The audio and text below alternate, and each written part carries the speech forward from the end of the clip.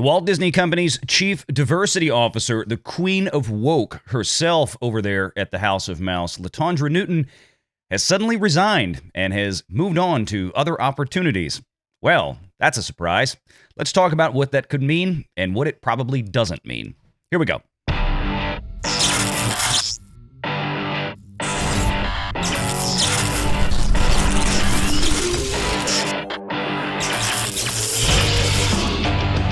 Renegade Online.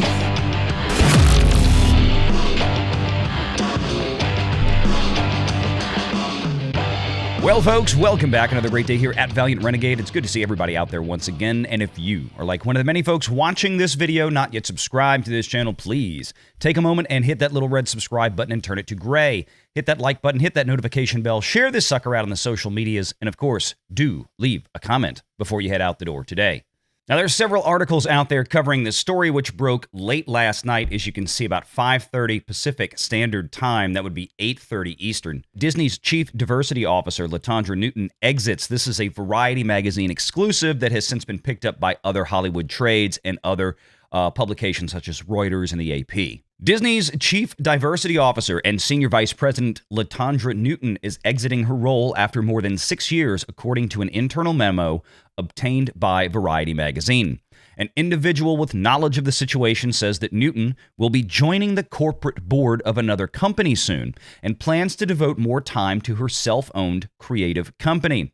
In her role as head of DEI operations at Disney, that's diversity, equity, and inclusion, Newton was charged with overseeing the company's, quote, commitment to produce entertainment that reflects a global audience and sustains a welcoming and inclusive workplace for everyone.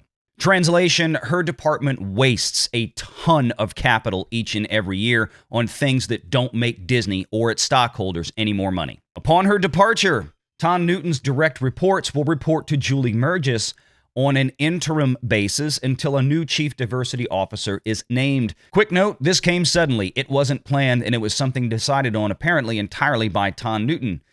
Very similar to what we heard a week ago with Christine McCarthy. Previously, Ton Newton served as Group Vice President of Social Innovation and Chief Diversity Officer at Toyota Motor North America.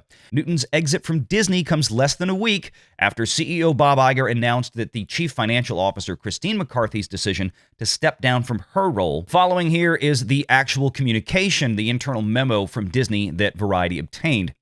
Since joining the company in 2017, Newton has led the company's strategic diversity, equity, and inclusion initiatives, including partnering with stakeholders across the enterprise. Stakeholders. Those are social stakeholders. Those aren't actually stockholders in the company. That's not the owners. See, one of the initiatives of DEI, the equity issue, is to make employees feel like they have a stake in the company's operations and should have the same decision-making power as the ones who actually own it.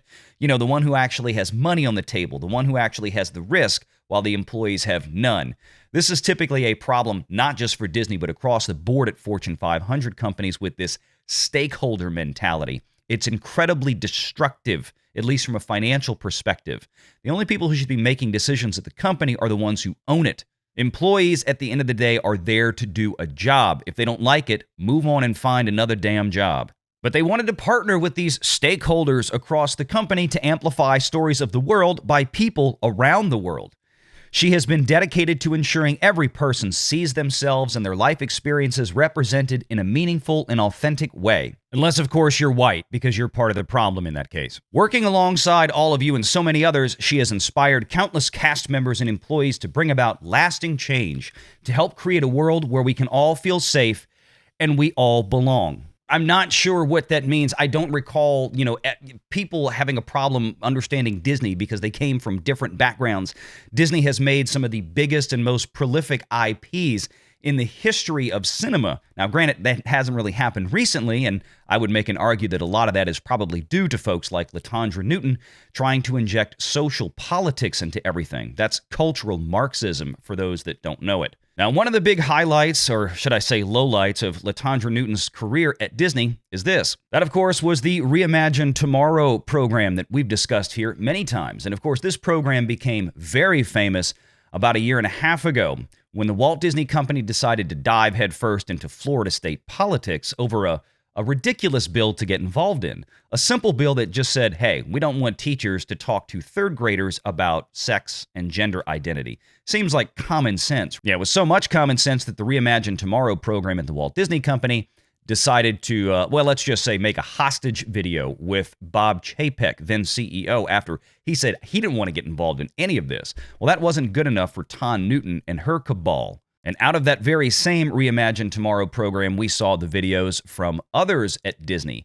creative executives that talked about their, quote, not-so-secret gay agenda, or how much queerness they wanted to add into all of your children's programming because, well, that's what Disney was going to do now.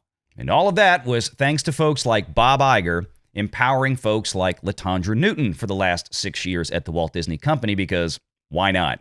But of course, apart from countless television shows that have been made fun of on places like Jonas J. Campbell's channel with everything woke about, well, let's not forget some of the box office hits that were heavily influenced by decisions from the DEI division at the Walt Disney Company. Big hits like Lightyear, featuring the first lesbian kissing scene from a Pixar movie. Or how about Strange World, featuring an openly gay relationship between two teenage boys. And of course, we have The Little Mermaid, which they decided to make Ariel black. Diversity, equity, and inclusion, that didn't go so well. I'm looking at that box office. And then, of course, there's Elemental, which we can't forget Elemental, which is still playing in theaters right now. You can take your kids to go see the first non-binary Pixar character ever in this movie. Now that all that's out of the way, let's go back and talk about what might have happened here. I think Latondra Newton, like several other executives at Disney, have just decided they've been there long enough. Disney is undergoing a lot of changes right now, but one of the things they're not going to change is their commitment to DEI. And that's one of the things that's been made clear in some of these memos and internal articles.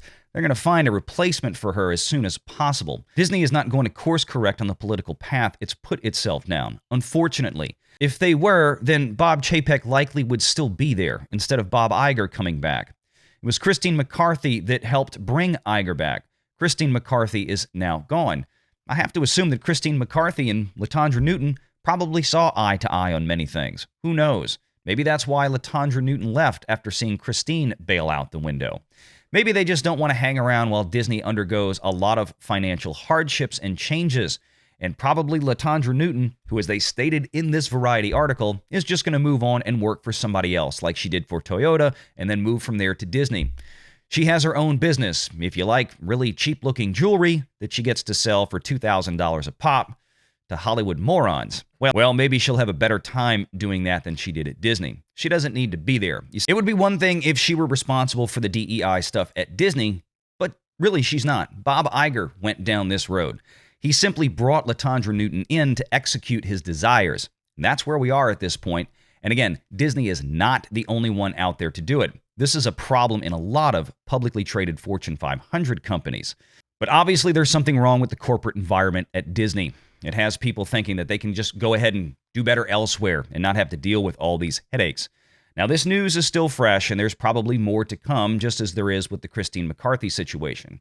I'm sure we'll probably hear more about what's going on inside Disney in the coming days, but for right now, this is where we are. Stay tuned right here to Valiant Renegade, and make sure you check out WDW Pro's channel. He'll have a video on this as well this morning. And until then, please hit that like and subscribe button, hit that notification bell, leave a comment before you head out the door today, and until next time, take care.